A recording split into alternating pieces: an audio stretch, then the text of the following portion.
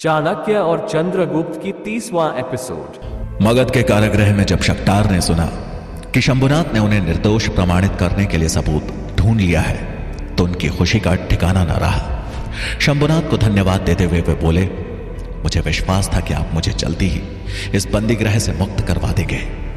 मैं आपका यह ऋण शायद ही कभी चुका पाऊं। शंभुनाथ नम्र लेकिन उच्च स्वर में बोले, यह ऋण नहीं, मेरा कर्तव्य है। एक मंत्री का असली दायित्व यही है कि वो प्रजा के साथ साथ अपने अधिकारियों के प्रति भी अन्याय ना होने दे। ये कहते हुए शंभुनाथ के चेहरे पे संतोष का भाव था और शक्तार के चेहरे पे एक नई उम्मीद जग चुकी थी। लेकिन दोनों इस बात से अनजान थे कि अमात्य का गुप्तचर वहां पहुंच उनकी बातें सुन चुका था। शंभुनाथ के मुंह से दस्तकार की बात सुन उसके चेहरे पर एक कुटिल मुस्कान उभर आई। जहां एक तरफ शक्तार के जल्दी ही निर्दोष साबित होने की संभावनाएं दिख रही थी, वहीं दूसरी तरफ तक्षशिला में सुकेतु को दोषी साबित करने के लिए आचार्य गजानन पूरा प्रयास कर रहे थे। वो आचार्य श्वेतांग के साथ घोड़े पर सवार होकर पुरवर गांव की तरफ बढ़ रहे थे। कुछ दूर चलने पर उनके सामने दो रास्ते थे। एक रास्ता पुरवर गांव की तरफ जाता था और दूसरा घने जंगल की तरफ। दोनों अभी पुरवर गांव वाले रास्ते की तरफ बढ़े ही थे कि तभी उनके पीछे से आते दो घुड़सवार तेजी से जंगल वाले रास्ते की तरफ बढ़ गए। वो घुड़सवार दूसरे रास्ते की ओर बगैर नजर डाले ही जंगल वाले रास्ते की ओर ऐसे बढ़े जा रहे थे मानो उन्हें पता हो कि उनकी मंजिल कहां है। आचार्य गजानन ने उनकी ओर देखा तो उन्हें पहचानते देर नहीं लगी कि वो और कोई नहीं बल्कि सूरजमल और सुकेतु ही थे। वो आश्चर्यपूर्वक बोले, ये दोनों जंगल की तरफ क्यों जा रहे हैं? हमें तुरंत ही उनका पीछा करना होगा। उन्होंने घोड़े की लगाम खींची और उसे जंगल की तरफ जाने वाले रास्ते की ओर मोड़ दिया। वो आगे बढ़ते उससे पहले ही आचार्य श्वेतांक ने टोकते हुए कहा, आचार्य गजानन, हमें तो पुरवर गांव की तरफ जाना है, फिर आपने मार्ग क्यों बदल दिया? आचार्य गजानन बोले, अब हमारी मंजिल बदल गई है आचार्य श्वेतांक। अब हमें हमारा प्रमाण इसी जंगल में मिलेगा, वो भी आगे जाने वाले दोनों घुड़सवारों का पीछा करके। आचार्य श्वेतांक मना करते हुए बोले, क्षमा करें आचार्य, कुलपति का आदेश सिर्फ पुरवर गांव में प्रमाण इकट्ठा करने का था, ना कि इस तरह किसी का पीछा करने का। लेकिन यदि आप अपनी मंजिल बदलकर समय व्यर्थ करना चाहते तो क्षमा कीजिए, मैं इसका भागीदार नहीं बनना चाहता। अगर आप मेरी मदद चाहते हैं तो आपको बताना होगा कि आप उन घुड़सवारों के पीछे क्यों जाना चाहते हैं। गजानन बताना नहीं चाहते थे, लेकिन उन्हें डर था कि अगर यहां और देरी की तो सूरजमल और सुकेतु बहुत दूर निकल जाएंगे और इसमें कुल मिलाकर नुकसान उन्हीं का था। उन्होंने आचार्य श्वेतांग को सारी बातें बताना ही उचित समझा। वो बोले, मैं आपको सारी बात बताता हूं, लेकिन हमें आगे बढ़ते रहना होगा, अन्यथा दोनों घुड़सवार हमारी आंखों से ओझल हो जाएंगे। आचार्य श्वेतांग ने उनकी बात मान ली। अब दोनों जंगल वाले रास्ते की तरफ तेजी से बढ़ चले। गजानन बोले, हमें संदेह है कि आचार्य चाणक्य का सेवक सुकेतु एक गुप्तचर है। आचार्य श्वेतांग ने जोर से अपने घोड़े की लगाम खींची और आश्चर्य से बोले, आचार्य चाणक्य का सेवक? असंभव, ऐसा कभी नहीं हो सकता। आपके संदेह का आधार क्या है? गजानन जानते थे कि चाणक्य की विश्वसनीयता पर सवाल उठाना आसान नहीं है। वो विनम्रता पूर्वक बोले, मुझे पता है कि मैं आचार्य चाणक्य की विश्वसनीयता पर सवाल उठा रहा हूं, लेकिन सवाल का जन्म भी तो उनकी संदेहास्पद गतिविधियों से ही हुआ है। श्वेतांग सिर्फ हैरानी से गजानन की बातें सुन रहे थे। गजानन बोले, हमें संदेह है कि सुकेतु का डाकुओं के साथ कोई संबंध है और संभवतः आचार्य चाणक्य और चंद्रगुप्त का भी। आचार्य श्वेतांग हैरानी से बोले, आचार्य, आप ये कैसी भाषा बोल रहे हैं? आपने अपने संदेह का आधार भी नहीं बताया। हम आपकी बात कैसे मान लें? क्षमा करें आचार्य, हम आपका साथ नहीं दे सकते। इतना बोलकर वो वापस जाने के लिए मुड़े ही थे कि आचार्य गजानन बोले, संदेह तो प्रमाण प्राप्त होने पर ही दूर होगा आचार्य श्वेतांग। अगर आप यहां से वापस लौट गए और मेरा लाया प्रमाण सत्य सिद्ध हुआ तो आपकी विश्वसनीयता खतरे में पड़ सकती है। यह सुन आचार्य श्वेतांग असमंजस में पड़ गए। आखिरकार उन्होंने गजानन का साथ देने का ही निर्णय लिया और दोनों तेजी से जंगल में आगे की ओर बढ़ चले। वहीं मगध में अमात्य का गुप्तचर कारावास में मंत्री शंभुनाथ और शक्तार की बातें सुन उन्हें सूचना देने सीधे उनके पास जा पहुंचा। अमात्य अपने घर के बाहर झूले वाली कुर्सी पर बैठे गहन चिंतन में थे। गुप्तचर आते ही बोला, महामंत्री जी, दस्तकार मिलिंद शंभुनाथ के पास है। उन्होंने उसे कहीं छुपा रखा है। वो बोल रहे थे कि कल उसे सीधा दरबार में सम्राट धनानंद के सामने पेश किया जाएगा। इतना सुनना था कि अमात्य का चेहरा गुस्से से लाल हो उठा। उन्होंने अपने पैर के पास रखे पानी के पात्र को जोर की ठोकर मारी और दहाड़ते हुए बोले, शंभुनाथ, मैं छोड़ूंगा नहीं तुम्हें। एक बार दस्तकार निपट जाए फिर तुम्हारे सर्वनाश की एक विशेष योजना बनाऊंगा मैं। उनका क्रोध देख गुप्तचर थोड़ा घबराते हुए बोला, महामंत्री जी, मंत्री शंभुनाथ शक्तार को बता रहे थे कि अगर दस्तकार ने सच बोला तो वो निर्दोष सिद्ध हो जाएंगे और आपको कैद में डाल दिया जाएगा।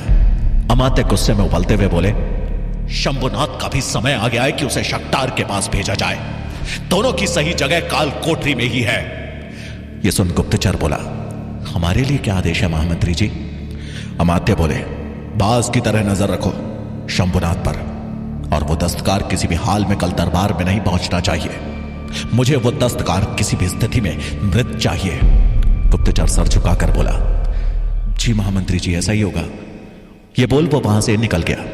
वहीं तक्षशिला में आचार्य चाणक्य अर्थशास्त्र की कक्षा में तो थे, लेकिन उनका ध्यान सूरजमल और सुकेतु पर ही लगा हुआ था, और यह बात पप्पत अच्छी तरह से भांप गया था। आज चाणक्य ने समय से पूर्व ही कक्षा समाप्त कर दी। पप्पत ने मन ही मन कहा, अगर आचार्य चाणक्य अभी यहां से गए तो आचार्य गजानन की योजना पर ग्रहण लग सकता है। मुझे कुछ करना पड़ेगा। चाणक्य कक्षा से जाने वाले थे कि पप्पत बोल पड़ा, आचार्य, आपको एक आवश्यक बात बतानी है, अगर आपकी आज्ञा हो तो।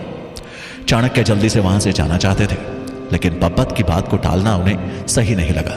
उन्होंने बाकी छात्रों से जाने को कहा और फिर पप्पत से बोले, कहो, क्या कहना चाहते हो? पप्पत ने कहा, आपको ऐसा लग रहा होगा कि मेरा सैनिक मालकेतु मेरे लिए कार्य करता है, लेकिन यह गलत है आचार्य। चाणक्य चुपचाप उसकी बात सुन रहे थे। पप्पत ने आगे कहा, आचार्य, मैंने जिस दिन इस गुरुकुल में कदम रखा था उसी दिन अपना राजसी पद त्याग एक आम छात्र की श्रेणी में शामिल हो गया। सैनिक मालकेतु भी उसी राजसी पद का एक हिस्सा था, जिसका त्याग खुद ब खुद हो गया। मेरी तरफ से वो आजाद था और उसने अपनी भलाई आचार्य गजानन का शिष्य बनने में समझी। पप्पत की बात सुन चाणक्य हैरान होकर बोले, पुत्र, इस समय मालकेतु की चर्चा क्यों? पप्पत ने कहा, आचार्य, मैंने सुना है कि मालकेतु गुरुकुल में गड़बड़ कर रहा है। मैं इस गड़बड़ का हिस्सा नहीं बनना चाहता, इसलिए आपके समक्ष सत्य कहना चाहता था। किसी और के सामने कहने का साहस मुझ में नहीं था। चाणक्य बोले, मैं तुम्हारी दुविधा समझ सकता हूं। पप्पत ने आगे कहा, आचार्य, मैं आपको आश्वासन देता हूं कि इस गुरुकुल में मेरा मकसद निष्पक्ष होकर शिक्षा ग्रहण करना है। चंद्रगुप्त अवश्य मेरा सहपाठी है और प्रतियोगी भी, परंतु मैं स्वयं को आपकी नजरों में उससे अधिक योग्य साबित करना चाहता हूं। चाणक्य बोले, मुझे तुमसे यही उम्मीद है। पप्पत ने कहा, जी आचार्य, मैं आपकी उम्मीदों को टूटने नहीं दूंगा। ऐसा कह पप्पत ने चाणक्य को प्रणाम किया और वहां से चला गया। चाणक्य को पप्पत पर भरोसा तो नहीं था, लेकिन यह समय उसके बारे में सोचने का नहीं था। वो तुरंत ही कक्ष से बाहर निकल गए और मन ही मन बोले, पता नहीं सुकन्या और सूरजमल कहां होंगे। पप्पत जैसे ही कक्ष से थोड़ा सा आगे बढ़ा तो देखा कि वीरसेन उसकी प्रतीक्षा कर रहा है। वीरसेन ने थोड़ा शक जताते हुए पूछा, यह आचार्य चाणक्य के साथ कैसी मंत्रणा हो रही थी? पप्पत ने मुस्कुराते हुए पूछा, कुछ नहीं, बस उनका समय नष्ट कर रहा था ताकि आचार्य गजानन की योजना अपना रूप ले सके। अगर उन्हें आचार्य गजानन की योजना ज्ञात होगी तो भी अब कुछ कर नहीं पाएंगे। कोई भी कार्य करने के लिए अब काफी देर हो चुकी है। यह सुन वीरसेन खुश होते हुए बोला, वाह मित्र, आचार्य चाणक्य की शिक्षा का इस्तेमाल उन्हीं पर। मेरा तो हृदय गदगद हो गया। पप्पत बोला, अभी से खुश मत हो, हमने अपना काम कर दिया। अब सब आचार्य गजानन के ऊपर है। बस यही उम्मीद है कि उनके हाथ कोई ठोस सबूत लग जाए, उसके बाद मेरे रास्ते का कांटा चंद्रगुप्त हमेशा के लिए हट जाएगा। वीरसेन हिम्मत देते हुए बोला, मित्र चिंता मत करो, आचार्य गजानन अवश्य सफल होंगे। वो आचार्य चाणक्य के साथ रहकर उनकी सारी रणनीति समझ चुके हैं। इस बार हमारी जीत निश्चित है। पप्पत बोला, मुझे भी यही उम्मीद है कि आचार्य सफल हो, क्योंकि हार का घूंट बड़ा कड़वा होता है और मैं चंद्रगुप्त से बिल्कुल भी हारना नहीं चाहता। ऐसा बोल पप्पत वीरसेन के साथ कक्ष की ओर बढ़ गया। दूसरी तरफ मगध के राजसी रसोई घर में मुरा बर्तन धो रही थी। मंत्री शंभुनाथ सभी व्यंजनों का जायजा लेते हुए मुरा के पास आए और बोले, सेविका, पीने के लिए एक पात्र में पानी लाओ। मंत्री शंभुनाथ को देखते ही मुरा बोली, जी अभी लाई। वो एक पात्र में पानी ले आई। मंत्री शंभुनाथ ने पानी पीने का ढोंग करते हुए कहा, तुम्हें हमारा एक कार्य करना होगा। मुरा तुरंत बोली, आज्ञा करें मंत्री जी। मंत्री शंभुनाथ बोले, कल तुम्हें मेरे दिए एक पते पर जाकर एक आदमी को दरबार लगने से पहले मेरे पास राजमहल लाना होगा। क्या तुम कर पाओगी?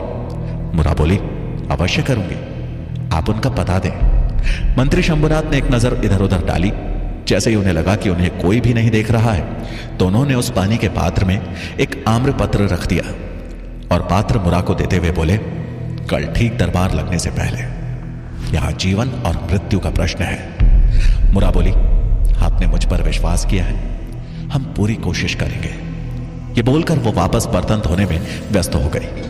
मंत्री शंभुनाथ एक नजर रसोई के पकवानों पर डालकर निकलने वाले थे कि अमात्य का गुप्तचर वहां आ पहुंचा। वो मुरा और शंभुनाथ को बात करते देख नहीं पाया था।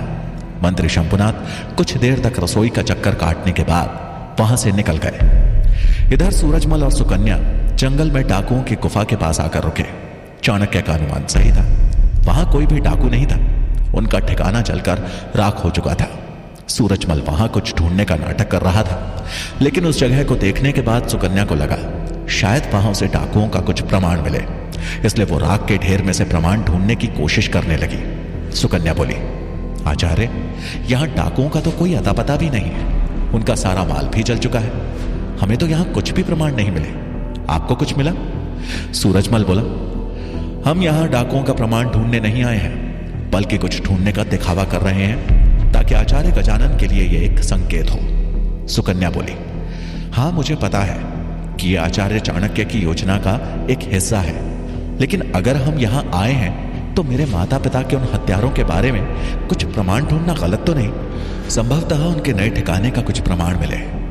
सूरजमल राख को उलटते पलटते बोला, अभी उससे भी ज्यादा जरूरी है तुम्हें आचार्य गजानन की नजर में संदेह मुक्त कराना। सुकन्या गुफा की तरफ देखकर गुस्से में बोली, अच्छा होता अगर इस आग में डाकुओं की पूरी टोली जल जाती, यहां से गुजरते राहगीर और मेरे कलेजे दोनों को ठंडक मिल जाती।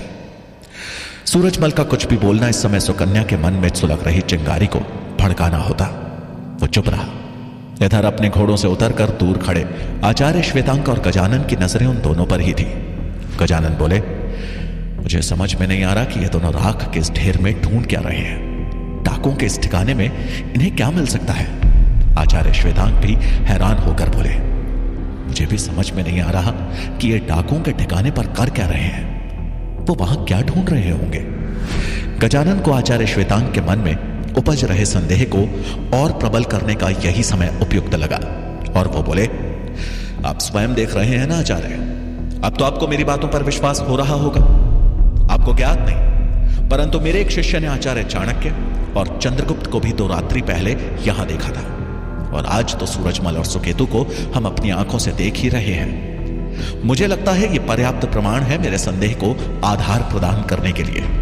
आचार्य श्वेतांक बोले, संदेह के लिए प्रमाण पर्याप्त है, परंतु दोष सिद्ध करने के लिए नहीं। हमें उनके यहां होने का कारण ज्ञात करना होगा। गजानन मुस्कुराते हुए बोले, चिंता मत कीजिए, दोष सिद्धि के लिए भी प्रमाण मिल जाएंगे। मुझे तो प्रतीत हो रहा है कि यहां जरूर कोई बड़ा राज छुपा हुआ है। अब आचार्य श्वेतांक की दिलचस्पी भी बढ़ गई थी। उन्हें भी आचार्य गजानन की बातों पर विश्वास होने लगा था। तभी पीछे से पत्तों की सरसराहट की आवाज आई।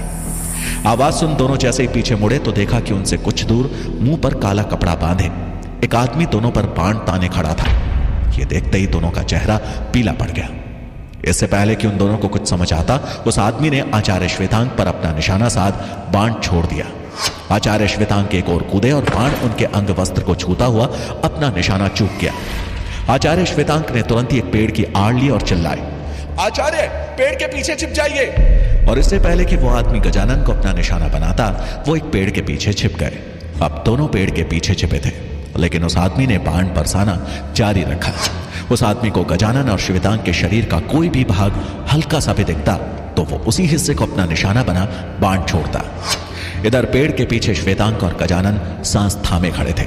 उन्हें अब अपनी मृत्यु दिखाई देने लगी थी। क्या गजानन और आचार्य श्वेतांक इन बाणों की वर्षा से जीवित बच पाएंगे? क्या मुरा सही समय पे दस्तकार मिलिंद को राजमहल तक ला पाएगी? क्या होगा सुकेतु और सूरजमल का, जानने के लिए सुनिए चाणक्य का अगला भाग।